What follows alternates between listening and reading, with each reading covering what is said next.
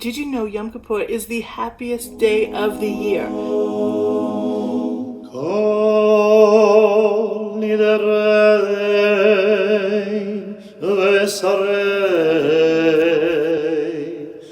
Hi, my name is Leah. We're going to go through some fun and surprising facts about Yom Kippur. Things that I had no idea growing up, and things that I can learn more about even today. Growing up, I thought it was the saddest day. I have to fast. This is horrible. Oh my gosh, I've done so many bad things. But no, it's actually the day of forgiveness. God will forgive you if you really mean it. And you can ask for forgiveness for people about things that you've done. And how amazing is it to return to yourself and have good relationships full of forgiveness and to have a past that can be wiped clean. I heard the analogy once of someone who loves to do off-roading with a truck. Okay, they're all the time going in the mountains, driving, and it's a mess. And once a week, they go to the car wash, right? And they have a car wash and it's sparkling clean. And then right after the car wash, there they go right to the dirt again. It's like, why would they do that? Yeah, it's just like Yom Kippur. God wipes us clean of everything that we've done, and we could start fresh. And okay, we're not perfect. We're going to do things again. But at least we have that deep car wash, that deep soul cleanse of everything that we've done and everything we feel bad about and everything that's holding us back from who we are. We get that clean once a year, and we can start fresh. So I think it's totally amazing. So that's what Yom Kippur is really about. Return again. Return to the land of your soul. Comment below on what you want to be cleansed for spiritually for having an amazing day, as in things that are holding you back in life. You know, mine would be doubting myself and not thinking that I'm worthy of doing good things in this world. And so I hope my self-doubt could just go away so I can, fulfill my purpose in life. So that's what I would want to be cleansed with. Also on Yom Kippur, we wear white like angels. Even the men, when they get married, they have a kittel, it's called, a white shroud they wear on their wedding day, also when you're buried, and also on Yom Kippur and high holidays. It shows us that on these days we can be as pure as angels. We wear white on Yom Kippur because God purifies us, our hearts, our minds, and souls, to be happy again, to be forgiving again, and to go back to our true self, our pure self. So that's why we wear white. We're just like angels that day, and it's a day of purification. Return to who you are. Return to what you are. Return to where you are. Born and reborn again. Time for another holiday. Okay, what happens right after Yom Kippur? We can build a sukkah for Sukkot, the next holiday, where we for 7 days stay in a booth outside. We sleep there, we eat there. It's amazing, after all these high holidays, after all this very deep spiritual things, there we go, going back to nature, outside in a little booth for a week. I actually made some graphic designs of things that we could print out for Sukkot to decorate your sukkah, and also meaningful things we can learn. So you can go to the Etsy page here. You can decorate your sukkah with fun art. Also made a Jewish holiday calendar with all the descriptions of the holidays.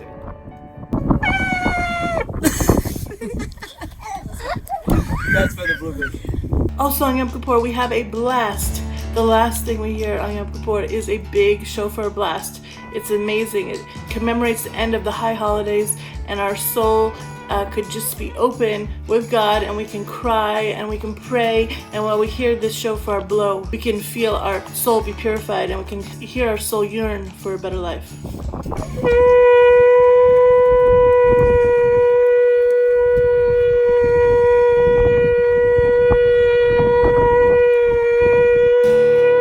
Why do we read the most craziest thing on Yom Kippur?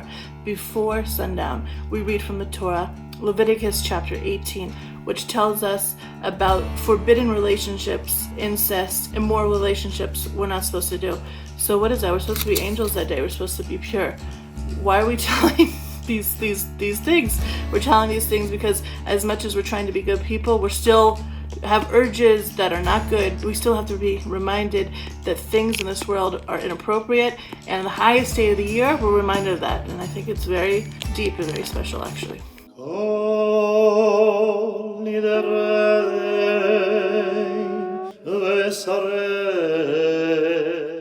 It's a today we can ask forgiveness from people that we've wronged or hurt.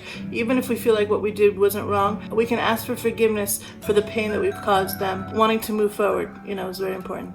So we're not just asking forgiveness from God. That's just like if you have a kid and they're fighting, which my kids do, and then something happens, they hit each other, and I say, excuse me, we have to say sorry. The kid's saying, oh, I'm sorry, Ima, I'm sorry, Mom, that I did that. No. You have to apologize to your sister. You know what I mean? So as much as we need to ask forgiveness from God, which is important, we need to ask forgiveness from the people that we've hurt along the way.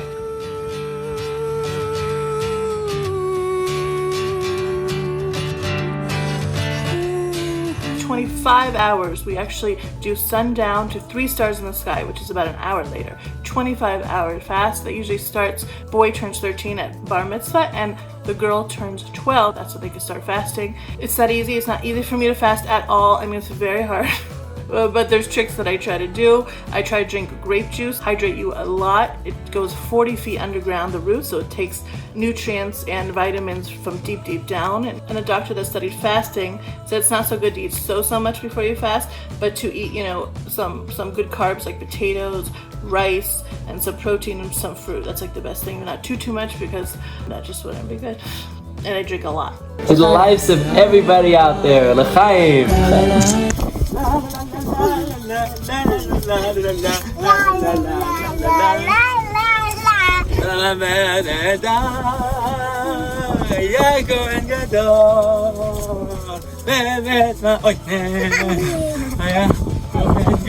When we had the Holy Temple, one person did Yom Kippur.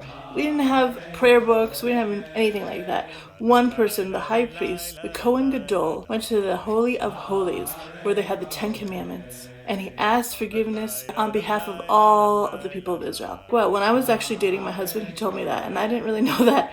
I said, wow, that's pretty amazing. And the spiritual responsibility was on one person of a whole nation, in the holiest place in the world, on the holiest day of the world. On the holiest day of the year, the holiest man in the world would go into the holiest place in the world.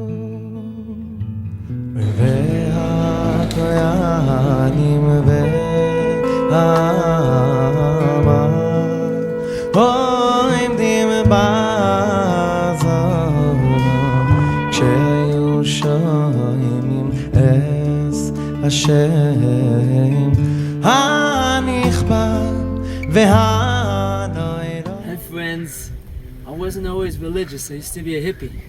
And then I went to a Yom Kippur service and it flipped me over. There's a friend of mine, he took me in and I couldn't believe it. There were guys dancing there. There were guys singing. And I thought, this is the saddest day of the year, Yom Kippur. And all these guys, they were singing. What were they singing? They were saying, Chatanu lefanecha rachem aleinu. We've sinned in front of you, God. Please have mercy on us. But they were singing that. I'm like, I go over to somebody and say, what's going on? What are you guys doing? Why are you singing? Why are you dancing? Why are you so happy? So he says to me, don't you know? There's a whole bunch of people here that made mistakes, but they know that God's going to forgive them. That's why it's the happiest day of the year. And that's when it came to me that if these guys are forgiven, maybe I can be forgiven too. Happy Yom Kippur.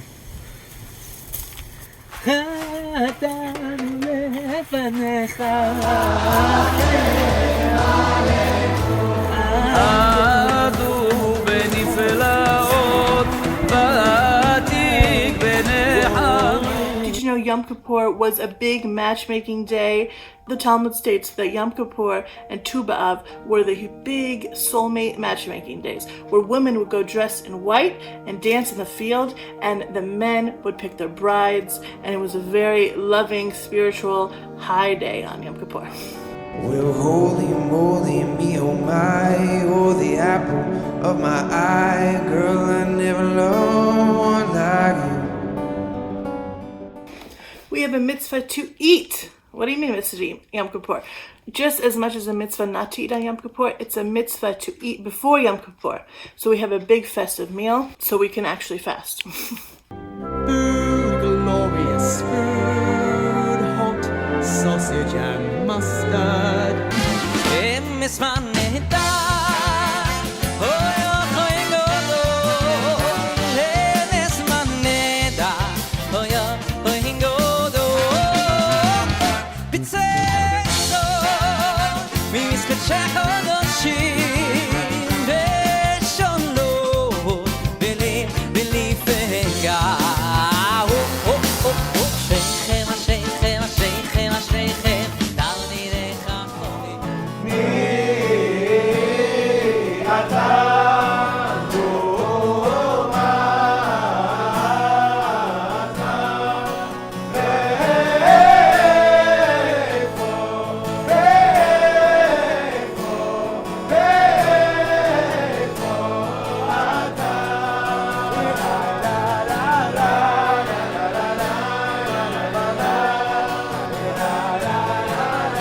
Return to what you are. Return to where you are. Born and reborn again. Do you know men wear prayer shawls every day? But on Yom Kippur, it's the only day where they wear it at night to pray.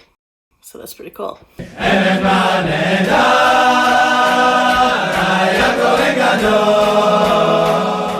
Okay, so there's 5 things we cannot do on Yom Kippur. We can't eat, we can't drink, we can't have sexual relations, we can't put on lotion, we can't wear leather shoes. I mean, what's that about?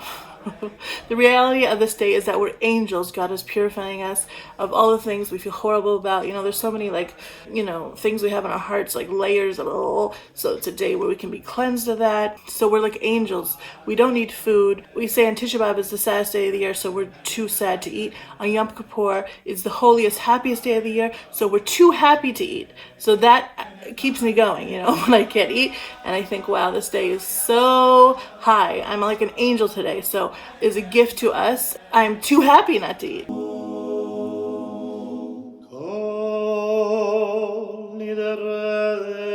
In Israel, everything stops on Yom Kippur. You know that? No one drives. The freeways are empty. It is amazing. Could you imagine a whole country not having cars on the freeway? Nothing's open. It is pretty humbling and an amazing experience to walk even in the middle of a city and see all this happening and see all this not happening. The Yom Kippur War. There was a big war that surprised Israel and broke out on Yom Kippur on the holiest day of the year. Egypt and Syria launched a surprise attack on Israel that day, but Israel actually won in miraculous ways. A lot of armies around the world and a lot of classes study the Yom Kippur War because it was so amazing. And they wanted to know how they can actually win too. But they realized there's nothing really they can learn from it. It was all actually a miracle from God because it was so unbelievable. The way that Israel won and survived.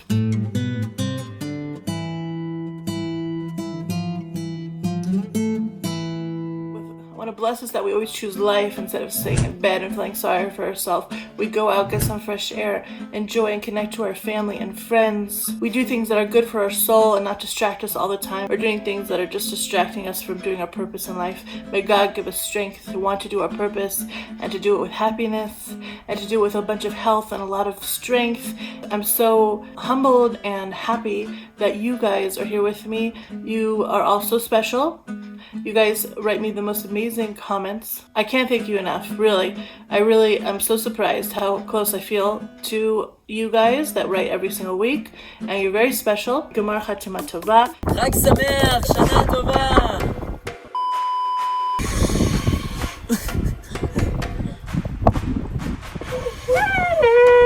Okay, do it again. What? Do it again. And you keep me doing these videos, so, and this fly also is very excited about this. This is the saddest day of the year, Yom Kippur. Wait, let's do it again. And I thought, actually catch it. Between now and the next video, you can watch some videos here, and wishing you guys an amazing, beautiful day.